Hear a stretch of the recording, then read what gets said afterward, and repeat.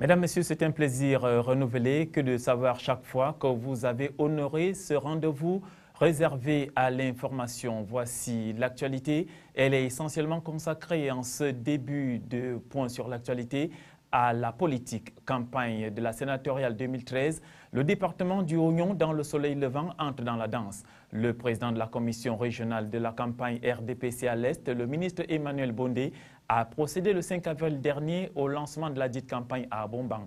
C'était au cours d'un meeting très court au cours duquel le ministre n'est pas allé du dos de la cuillère pour fustiger les comportements indigestes de certains de ses camarades militants qui profitent de cette période pour régler les comptes à leurs adversaires, malheureusement de la même chapelle politique. L'occasion faisant le larron, il en a profité pour exhorter ses camarades militants à faire montre de maturité politique en éludant au maximum les querelles vaines qui peuvent infléchir le pourcentage de vote malgré le manque d'adversité politique dans la course au Sénat dans la région de l'Est. Nous restons toujours en politique et cette fois-ci c'est dans le Nord et plus précisément à Garoua. C'est la permanence RDPC de cette ville qui a servi les besoins de la cause au cours d'un meeting présidé par Sa Majesté Aboubakary Abdoulaye, président de la commission régionale d'animation de la campagne sénatoriale au Nord.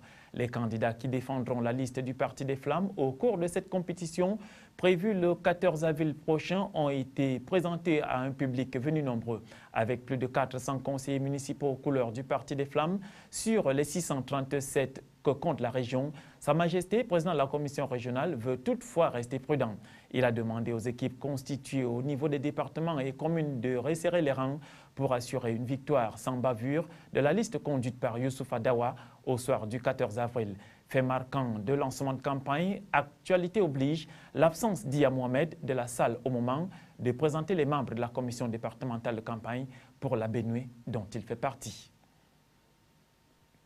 En prélude à la célébration ce 7 avril 2013 de la Journée mondiale de la santé qui a pour thème cette année l'hypertension artérielle, une marche sportive a été célébrée ce 6 avril 2013 dans les rues de Yaoundé par les personnels du ministère de la Santé publique et de l'Organisation mondiale de la santé OMS. Selon le ministre de la Santé publique André Mamafouda, l'objectif poursuivi ici est de travailler le rythme cardiaque, de stimuler le corps, d'améliorer sa capacité d'endurance tout en brûlant des calories pour réduire les risques de crise cardiaque et d'accident vasculaire cérébral.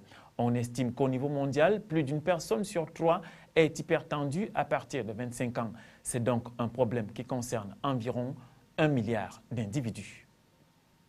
Dans un tout autre domaine à présent, et plus précisément dans l'univers des marchés publics, de nouveaux responsables viennent d'être installés dans la région du Nord.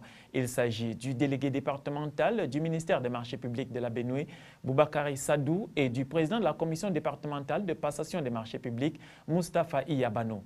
Ils ont officiellement pris fonction ce vendredi 5 avril 2013 à la salle des actes de la communauté urbaine de Garoua. Ces responsables des services déconcentrés du ministère des marchés publics ont été installés par le préfet du département de la Benue, Mahmoudou Haman, devant un parterre d'acteurs du secteur auquel le préfet a demandé de jouer franc jeu afin de garantir le succès aux grandes réformes engagées pour le perfectionnement du système des marchés publics au Cameroun. À présent, parlons sport. Éliminatoire de la Ligue africaine des champions, le gouverneur de la région du Nord, Otto Wilson Joseph, a rendu une visite d'encouragement aux cotonculteurs le 5 avril dernier. C'est en prélude au match retour des 16e de finale qui va se disputer ce dimanche au stade Rumde Adia entre les Camerounais de Coton Sport et les Ivoiriens d'Afad Djekanou. Le gouverneur est descendu dans la tanière des cotonculteurs à l'effet de galvaniser les poulains de Sébastien Desabre. Dans son message d'encouragement, le premier sportif de la région a félicité l'équipe pour sa belle prestation à l'issue du match aller à Abidjan qui s'est soldé par une victoire du représentant camerounais 1-0. Et par mesure de prudence, il a été demandé à Sébastien Desabre et à sa troupe de ne pas dormir sur leur laurier car les académiciens d'Afad de Djekanou ne viennent pas à Garoua en victimes résignées. Voilà ce qui nous conduit de l'autre côté de nos frontières pour l'actualité avec nos confrères de l'agence France Presse. Les chefs de mission diplomatique de l'Union européenne présents en Corée du Nord devaient discuter samedi d'une éventuelle évacuation, mais d'ores et déjà l'Allemagne a décidé de maintenir sa mission diplomatique ouverte. La Corée du Nord avait averti vendredi qu'elle ne pouvait plus garantir la sécurité des représentations diplomatiques à Pyongyang. François Hollande rattrapé par l'affaire Cahuzac sur ses terres corréziennes.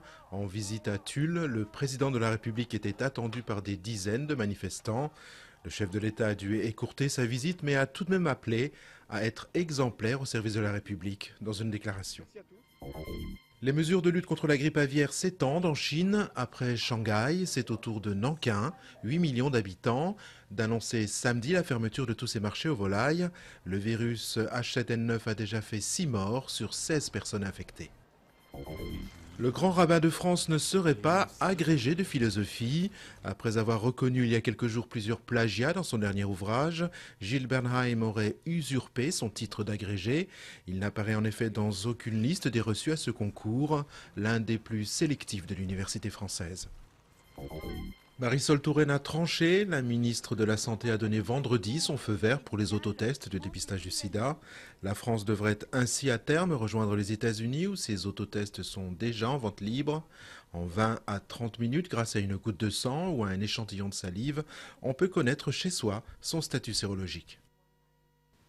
C'était l'information. Mesdames, Messieurs, restez-nous fidèles.